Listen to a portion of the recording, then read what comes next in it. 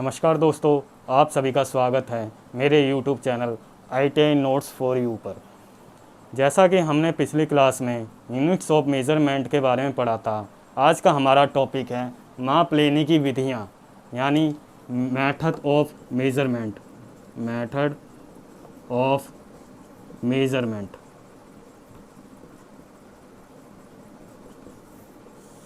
ये method of measurement किस किस प्रकार से लिया जाता है उसके बारे में हम पढ़ने जा रहे हैं। पहले नंबर पे आता है हमारा प्रत्यक्ष माप, जिसे हम डायरेक्ट मेज़रमेंट कहते हैं। Direct measurement.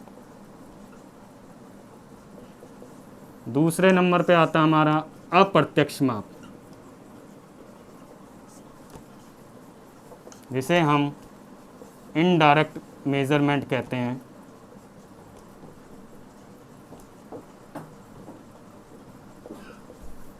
तीसरे नंबर पे आता है हमारा तुलनात्मक माप,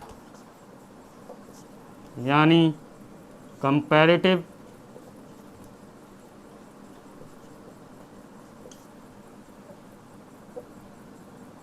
मेज़रमेंट। अब ये प्रत्यक्ष माप डायरेक्ट मेज़रमेंट क्या होता है, जैसे मान लीजिए हमारा ये मैं आपको बैटरी दिखा रहा हूँ इस टाइम एग्जांपल के तौर पे।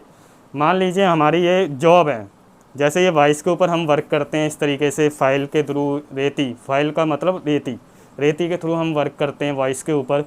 तो इसका हमें माप लेना होता है, तो हम स्टील रूल या माइक्रोमीटर या वर्नियर कैलिपर के थ्रू हम माप लेते हैं। जैसे स्टील रूल से हमने ऐसे करके नाप लिया कि कितनी लंबाई है, कितनी चौड़ाई है, कितनी मोटाई है, कितना व्यास है। किसी भी जॉब का, जो कोल टाइप की जॉब हो तो उसका व्यास कितना है, तो हम माइक्रोमीटर के थ्रू या वर्नियर कैलिपर के थ्रू हम जो भी माप लेते हैं उसे हम प्रत्यक्ष माप, डायरेक्ट मेज़रमेंट कहते हैं।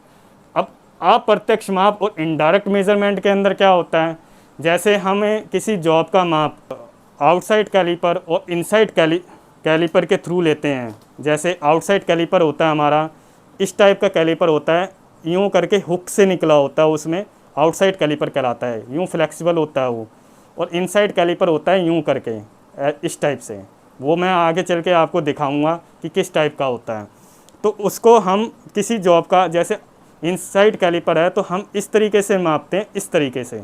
तो इनसाइड कैलिपर जो भी हमें माप देता है, यानी जितना भी खुला होगा उसे हम स्टील रूल से कंपैरिजन करके जो हमारा माप आता है उसे हम इनडायरेक्ट मेज़रमेंट कहते हैं। यानी हमने किसी जॉब का माप डायरेक्ट ना लेकर इनडायरेक्ट तरीके से लिया हो, उसे हम अप्रत्यक्ष माप, इनडायरेक्ट मेज़रमेंट कहेंगे। अब तुलनात्मक माप, कंपैरेटिव मेज़रमेंट क्या होता है। तुलनात्मक माप हमारा होता है, जैसे हमारी कोई जॉब है और एक मास्टर जॉब होती है।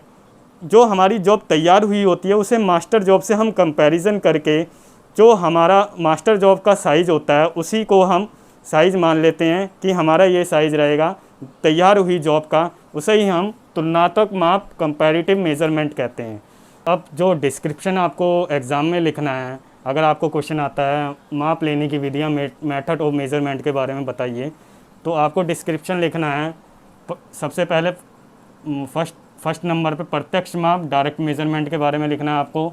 इस विधि में किसी जॉब का माप steel rule, vernier caliper, micrometer से माप लिया जाता है, जिसकी रीडिंग सीधे तौर पर पढ़ ली जाती है, प्रत्यक्ष माप कहलाता है। यानी कोई भी आपका जॉब है, जो तैयार हुआ जॉब है, आप उसको स्टील रूल या वर्नियर कैलिपर के या माइक्रोमीटर की सहायता से नाप लेते हैं। उसके ऊपर जो आपकी रीडिंग आती है उसे ही हम प्रत्यक्ष माप कहते हैं।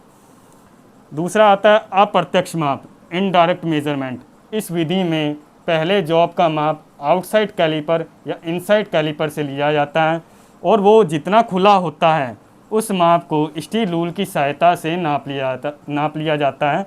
अप्रत्यक्ष माप, इनडायरेक्ट मेज़रमेंट कहलाता है। तीसरा आता है हमारा तुलनात्मक माप, कंपैरेटिव मेज़रमेंट। इस विधि में जॉब का माप किसी मास्टर जॉब से तुलना करके चेक किया जाता है, उस माप को तुलनात्मक माप कहते हैं।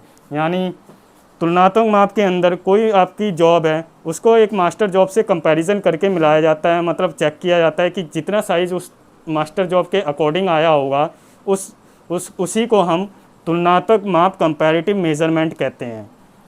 आप ये नोट डाउन कर लीजिए, आपको एग्ज़ाम में यही लिखना है अगर आपको क्वेश्चन आता है माप लेने की विधियों के बारे में।